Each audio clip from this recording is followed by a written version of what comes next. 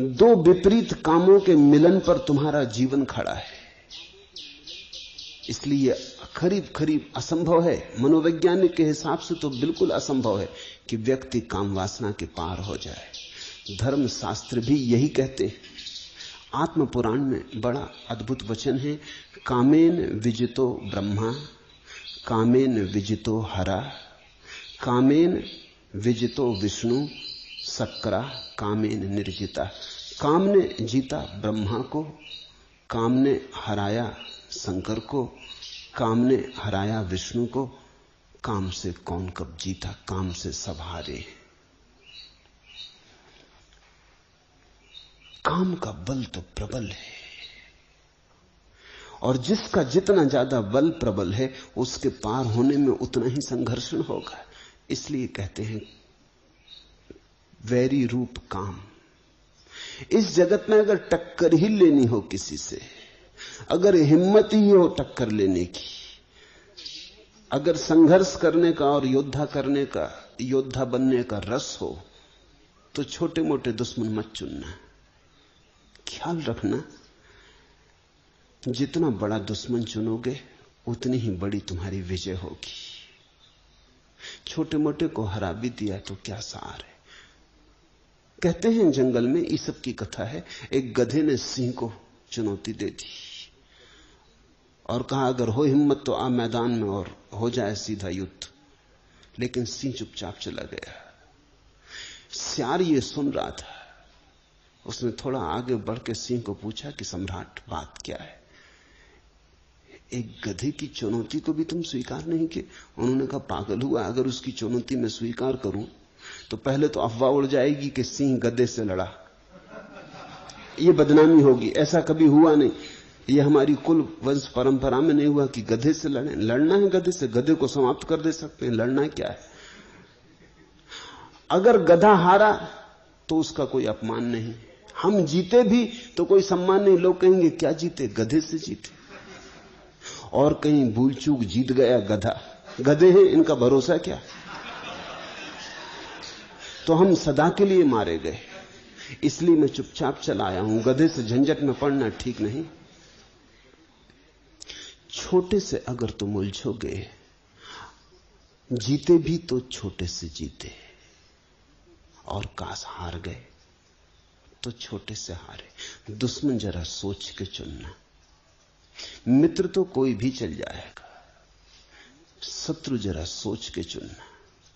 शत्रु जरा बड़ा चुनना, क्योंकि चुनौती, संघर्षण तुम्हें अवसर देगा तुम्हारे अपने आत्मविकास का। तो जो बाहर की चीजों से लड़ते रहते हैं वो अगर जीत भी जाएं तो चीजों से ही जीतते हैं। सिकंदर हो कि तैमूर लंग हो कि नादिर शाह हो कि नेपोलियन हो, फैला लें विस्तार सारे जगत पर अपना, तो भी वस्तुओं पर ही विस्तार फैलता है। इसलिए इस देश में हमने उनको सम्मान दिया जिन्होंने अपने को जीता। सबको भी जिन्होंने जीता उन्हें भी हमने वैसा आदर नहीं दिया। हमने आदर उन्हें दिया जिन्होंने स्वयं को जीता, क्योंकि स्वयं को जीतने का एक ही उपाय है, और वो है काम ऊर्जा से अतिक्रमण हो जाना, काम ऊर्जा के पार हो जाना। काम ऊर्जा के पार होने का अर्थ है अपने जन्म से मुक्त हो जाना, अपने जीवन से मुक्त हो जाना, अपनी मृत्यु से मुक्त हो जाना। काम ऊर्जा ने तुम्हें जन्म दिया, और काम ऊर्जा की उत्फुल्लता ही तुम्हारी जवानी है, तुम्हारा जीवन है। और जब काम की ऊर्जा थक जाएगी और विसर्जित होने लगेगी, वही तुम्हारी मृत्यु होगी। तो तुम्हारे जीवन की सारी कथा प्रथम से लेकर अंत तक काम की कथा है। अगर तुम इस काम के अंतर्गत ही बने रहे तो तुम कभी मालिक की तरह न जिए, एक गुलाम की तरह जिए। स्वयं का मालिक बनना हो, और अगर चुनौती ही स्वीकार करनी हो किसी की, तो स्वयं में छिपी इस चुनौती को ही स्वीकार कर लेना उचित है। इसलिए धर्मशास्त्र काम को वैरी रूप कहते हैं। ये सिर्फ निंदा नहीं है, इसमें सम्मान भी छिपा है। वो ये कहते हैं कि अगर शत्रुता ही करनी हो तो काम से करना, क्योंकि कामेन विजितो ब्रह्मा। काम ने ब्रह्मा को भी हराया। कामेन विजितो हरा, काम ने महादेव को भी हराया। तो अब अगर लड़ने योग्य कोई है तो काम ही है। जिससे देवता भी हार गए हों, उसको ही जीतने में मनुष्य के भीतर छिपा हुआ फूल खिलेगा। जिससे सब हार गए हों, उसको ही जीतने में तुम्हारे भीतर पहली दफे प्रभु का साम्राज्य निर्मित होगा।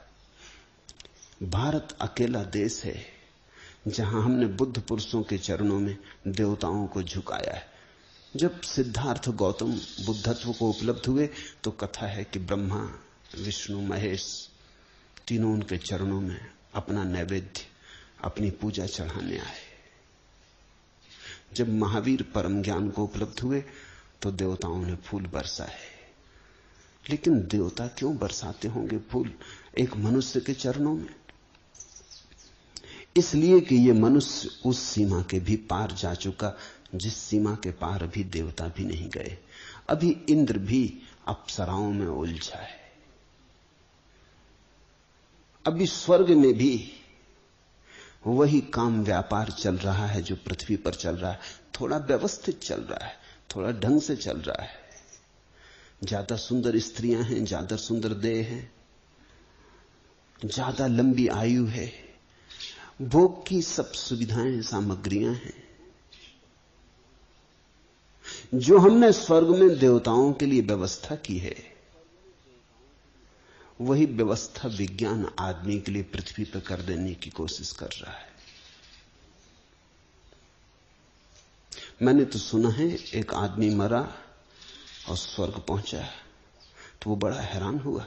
वहां उसने देखा कि कुछ लोग जंजीरों से बंधे, स्वर्ग में जंजीरों से बंधे। उसने द्वारपाल से पूछा कि तो मुझे घबराहट का कारण मालूम होता, नरक में बंधे हो ये समझ में आता है, इस स्वर्ग में भी अगर बंधन है और लोग जंजीरों में बंधे हैं, ये किस तरह का स्वर्ग है? वो द्वारपाल हंसने लगा। उसने कहा ये अमरीकी है, ये जब से आए हैं तब से ये धुन लगाए कि हमें अमेरिका वापस जाना है, यहां से तो वहीं बेहतर था।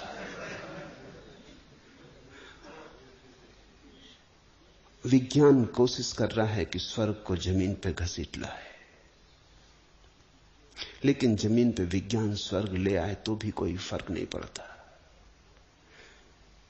तुम्हारी काम वासना को कितनी ही तृप्ति की सुविधा जुटा दी जाए, तृप्ति नहीं होगी, क्योंकि काम वासना का स्वभाव अतृप्ति है। जो मिल जाता है उससे ही अतृप्ति हो जाती है, जो नहीं मिला उसी में रस होता है।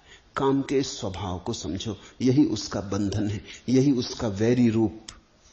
जो मिल जाता है वही व्यर्थ हो जाता है। जिस स्त्री को तुम चाहते थे मिल गई, जिस पुरुष को तुमने चाहा मिल गया, बस तत्क्षण तुम किसी और की चाह में लग गए। बायरन अंग्रेजी का कवि हुआ, उसका अनेक स्त्रियों से संबंध था, सुंदर पुरुष था, प्रतिभाशाली पुरुष था, और महीने दो महीने से ज्यादा उसका संबंध नहीं चलता था। लेकिन एक स्त्री ने उसे बिल्कुल मजबूर कर दिया विवाह करने को। उसने कहा विवाह नहीं किया तो हाथ भी नहीं छूऊंगी, और वो दीवाना हो गया उसे अपने करीब लेने को। आखिर विवाह के लिए राजी होना पड़ा। जब वो विवाह हो गया और चर्च से बायरन उतरता था अपनी नई विवाहित पत्नी का हाथ पकड़े हुए, सीढ़ियां पार कर रहा था, ठिठक के खड़ा हो गया। उसने अपनी पत्नी से कहा आश्चर्य, मैं तेरे लिए दीवाना था, महीनों सोया नहीं, और अभी क्षण भर के लिए तेरा हाथ मेरे हाथ में है, लेकिन तेरा मुझे सुध भूल गई। राह से वो जो स्त्री जा रही, मेरा मन उसके पीछे चला गया। अभी विवाह नहीं हुआ और तलाक शुरू हो गया। जो मिल जाता है उसमें हमारा रस खो जाता है। तुम एक मकान बनाना चाहते थे, बहुत दिन से बना लिया, जब तक नहीं बना था तब तक खूब सपने देखे, खूब सोचा, खूब विचारा, वही धुन थी। फिर मकान बन गया। एक दिन अचानक तुम थके मांदे खड़े हो, कुछ भी तो नहीं मिला। अब तुम और दूसरा मकान बनाने की सोचने लगे। काम की लक्षण यही है कि वो तुम्हें कभी तृप्त ना होने देगा। तृप्ति का वहां कोई उपाय नहीं। अतृप्ति की जलती हुई आग ही काम का स्वरूप है।